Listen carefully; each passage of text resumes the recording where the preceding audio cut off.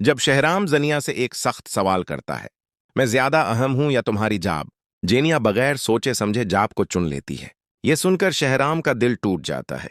वो गुस्से में आकर जेनिया को धक्के देकर घर से निकाल देता है और कहता है, आज के बाद तुम उस घर में नहीं रहोगी, कल तुम्हें तलाक के कागजात भी मिल जाएंगे। जेनिया के जाने के बाद शहराम को एहसास होता है कि फरियाल उससे कहीं बेहतर थी। वह फौरन फरियाल के पास पहुंचता है, मगर वहां जाकर देखता है कि फरियाल की मंगनी हो रही है। यह मंजर देखकर वह आपे से बाहर हो जाता है।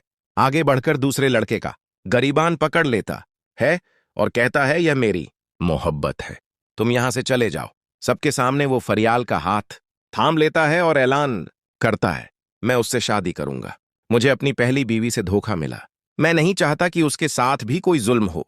इस अचानक ऐलान से सब हैरान रह जाते हैं, मगर हालात ऐसे बनते हैं कि आखिरकार शहराम और फरियाल की शादी हो जाती है।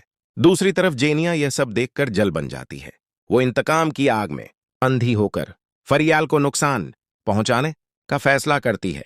वो फरियाल को अगवा करवा देती है और अगवाकारों से कहती है, उसे खत्म कर दो। यही वह लड़की है जिसने मेरा घर बर्बाद किया है।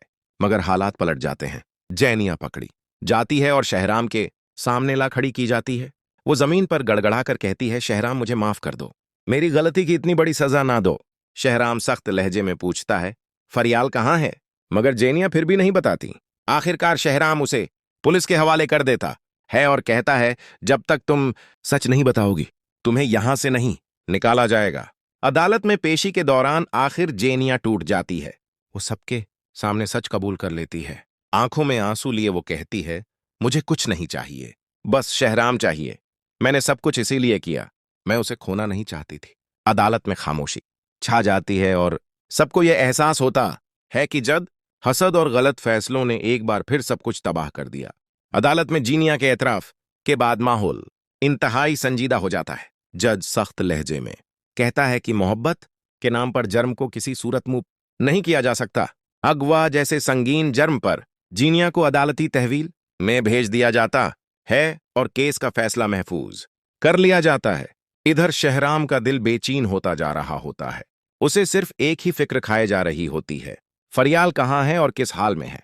पुलिस जेनिया के बयान की बुनियाद पर मुख्तलिफ जगहों पर छापे मारती है। कई घंटों की तलाश के बाद आखिरकार एक सुनसान गोदाम से फरियाल को बाजियाब कर लिया जाता है। वो कमजोर जरूर होती है मगर जिंदा होती है। शहराम जब फरियाल को देखता है तो उसकी आंखों में आंसू आ जाते हैं।